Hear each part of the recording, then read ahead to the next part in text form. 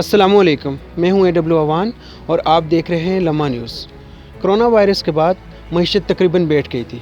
हुकूमत ने माशी सरगर्मियाँ बहाल करने के लिए एक ऑर्डिनेंस जारी किया है कंस्ट्रक्शन इंडस्ट्री के लिए। इस ऑर्डिनेंस के चीदा नुकात पर बात करने के लिए इस वक्त हमारे साथ मौजूद हैं नुमान तस्लीम साहब। नुमान साहब, इस ऑर्डिनेंस के मुल्की कारोबारी और सनती सरगर्मियों पर क्या असरात मरतब होंगे? देखें जी, आपको पता है कि जो कंस्ट्रक्शन इंडस्ट्री है वो किसी भी मुल्क, सिर्फ पाकिस्तान नहीं दुनिया भर में, वो किसी भी मुल्क के लिए जो वो रीढ़ की हड्डी की हैसियत रखती है, क्योंकि इस इंडस्ट्री के साथ जो है दूसरी इंडस्ट्रीज़ और मज़दूर जो हैं वो जुड़े होते हैं। और पिछले कोई तकरीबन 5-6 साल से ये जो कंस्ट्रक्शन इंडस्ट्री थी ये काफ़ी नीचे बैठी हुई थी। बड़े बड़े प्रोजेक्ट ज़रूर हो रहे थे, लेकिन जो प्रॉपर्टी डीलर्स और जो छोटा यानी कंस्ट्रक्शन ऑफ द हाउस जो है वो नहीं चल रहा था। तो इस ऑर्डिनेंस आने के बाद उम्मीद की जा रही है हुकूमत की जानिब से कि कंस्ट्रक्शन इंडस्ट्री चलेगी। अच्छा, तो नुमान साहब, इस ऑर्डिनेंस के बाद बिज़नेस एंड पॉलिटिकल एलीट के और बड़े बड़े सियासतदानों के और बड़े बड़े ब्यूरोक्रेट्स के दोबारा वारे न्यारे हो गए, जो चाहे तेरा हुस्न करिश्मा साज करे अब? नहीं, ऐसी कोई बात नहीं है। इसमें वाज़ेह तौर पर लिखा हुआ है कि सरकारी मुलाजमीन और मुसल्लह अफवाज और जो सियासतदान है वो पब्लिक ऑफिस होल्डर्स जो हैं वो इस चीज़ से फ़ायदा नहीं उठा सकते। तो वो उनके लिए ये नहीं है। हाँ, उनके लिए आसानी ये है कि वो कोई गुमनामी कंपनी बनाएं और फिर वो उसके बाद कर लें। ये तो वैसे मैं ऑन अ लाइटर टोन कह रहा हूँ, लेकिन जो सच है वो ये है कि ये ऑर्डिनेंस उन लोगों के लिए है जिनका आपने जिक्र किया। अच्छा नुमान साहब, कहा जा रहा है कि ये जो ऑर्डिनेंस जारी हुआ है ये उस लैंड माफिया को प्रोटेक्ट करने के लिए और उसको सहूलत देने के लिए हुआ है जो इस वक्त खान साहब के इर्द गिर्द मौजूद है। आप क्या कहते हैं इस पर? अच्छा, वैसे एक बड़ी दिलचस्प बात यह है कि अभी तकरीबन 1-1.5 हफ्ता पहले जब बात हो रही थी कि IMF की तरफ से पाकिस्तान का जो नाम है वो नहीं शामिल किया गया कोरोना रिलीफ जो देने जा रहा है IMF, तो उसका खान साहब को कहा गया देखा ये खान साहब नाकाम हो गए।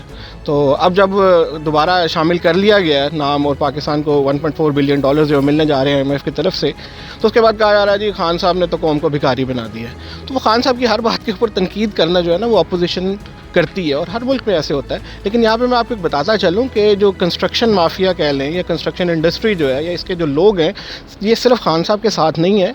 अगर आपको याद हो 2008 में जब जरदारी साहब आए थे तो उस वक्त एक हमारे बहुत बड़े एक लैंड डेवलपर भी हैं, आपने उनका नाम तो सुन रखा होगा। तो उन्होंने एक जो बंकर था उनको हमें दिया था। तो ये किस वजह से दिया था ये आप भी जानते हैं, मैं भी जानता हूँ। और इसी तरह जब नवाज शरीफ साहब की हुकूमत थी उस वक्त भी जितना भी लैंड डेवलपमेंट के लोग थे वो उनके इर्द गिर्द मौजूद होते थे। तो अब ये वाला जो ऑर्डिनेंस ये उस वक्त पे आया जब आपके पिछले 1.5 साल से इंडस्ट्री जो है वो बिल्कुल रुकी हुई है, आपका कोई इकनॉमिक एक्टिविटी जनरेट नहीं हो रही।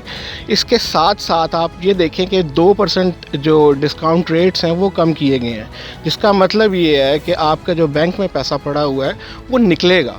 और इस ऑर्डिनेंस में अगर मैं जब ये जारी हुआ उसके बाद मैंने इसकी तफसीलात पढ़नी शुरू की तो इसमें एक चीज़ बताई गई है कि 31 दिसंबर 2020 यानी कि इस साल 31 दिसंबर तक आप जो मंसूबा बनाते हैं, जो मंसूबे पे काम शुरू कर देते हैं वो इस ऑर्डिनेंस में शामिल होगा। यानी कि 1 जनवरी 2021 के बाद इस ऑर्डिनेंस में अगर आप कोई काम करते हैं तो वो आप पे इतलाक़ नहीं होता। यानी कि 31 दिसंबर से पहले आपने काम करना है। जिन लोगों ने बनाया काफ़ी सियाने लोग हैं ऑब्वियसली, उन्होंने इस चीज़ को देख के बनाया है कि आप इस 6-7 महीने के अंदर आपके पास अगर पैसा पड़ा हुआ है तो उसको फ़ौरन से पहले निकालें और उसको जो है कंस्ट्रक्शन इंडस्ट्री की तरफ लेके आ दें।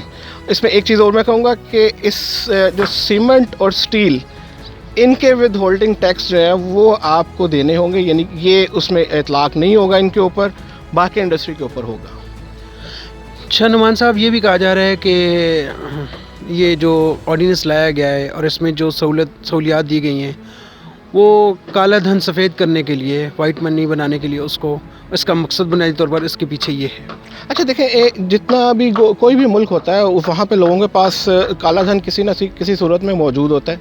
अब अगर पाकिस्तान की बात करें तो हमारे यहाँ डॉलर्स की सूरत में, प्राइस बॉन्ड्स की सूरत में ये चीज़ें पड़ी होती हैं। प्राइस बॉन्ड्स तकरीबन 6-7 महीने पहले हुकूमत ने उनको बिल्कुल ख़त्म कर दिया था। उसके बाद जितना लोगों के पास काला धन था वो निकला। ये यानी इस जो ऑर्डिनेंस की जो कोशिश जो है वो मुझे जो समझ आती है वो ये है कि आपके पास जो पैसा पड़ा हुआ है, काला धन अगर आप रखते हैं तो उसको निकाल के किसी न किसी सूरत में उसको इकॉनमी के अंदर इंजेक्ट करवाया जाए।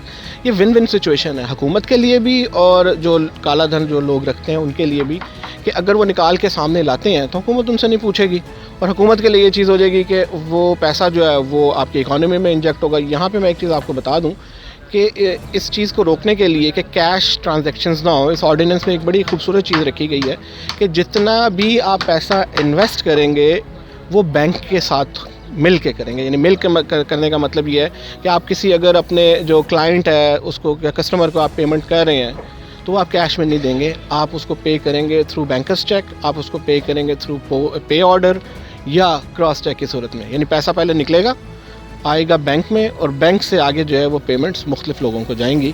تو یہ وائٹ منی ہوگا۔ حکومت کو ایٹ لیسٹ ایک آپ ڈاکومنٹیشن جو ہماری اکانومی کی سب سے زیادہ ضرورت ہے وہ کرنے میں کافی فائدہ ہوگا۔ تو مجھے بتائیے بینکنگ سیکٹر کو کیا فائدہ ہوگا اس سے؟ اچھا ہاں، دیکھیں، ایک 2% جو ڈسکاؤنٹ ریٹ کم ہونے کے بعد بینک سے جو پیسہ ہوگا جو پڑا ہوا ہے وہ انویسٹرز نے جو رکھا ہوا ہے وہ نکلے گا وہاں سے، وہ نکل کے وہ کسی نہ کسی صورت میں کہیں انڈسٹری میں یا کنسٹرکشن انڈسٹری میں وہ انویسٹ ہوگا۔ اگر آپ دیکھیں تو اس میں بینکنگ انڈسٹری کو یہ فائدہ ہوگا کہ لیکوڈیٹی جو ہے وہ کسی نہ کسی صورت میں جنریٹ ہوگی، پیسہ گھروں سے نکل کے بینکس میں آئے گا اور بینک سے نکل کے آگے انڈسٹری کی طرف جائے گا۔ اچھا ایک چیز اس میں بتا دوں کہ یہ جو آرڈیننس ہے اس میں 2 اہم چیزیں ہیں۔ ایک تو 31 دسمبر 2020 تک جو ہے وہ میں نے آپ کو بات بتائی کہ اس سے پہلے آپ نے کرنا ہوگا، اور یہ 30 ستمبر 2022 تک آپ نے گرے سٹرکچر اپنا کمپلیٹ کرنا ہوگا اگر آپ اس آرڈیننس سے فائدہ اٹھانا چاہتے ہیں۔ اور اس میں ایک جو بڑی اچھی ایک چیز ہے کہ اس میں فکس ٹیکس کر دیا گیا ہے کہ اگر بلڈر یا ڈیولپر جو ہے وہ کوئی چیز کام کرتا ہے تو وہ فکس ٹیکس کے تھرو جو ہے وہ اپنا جو ٹیکس پے کرے گا۔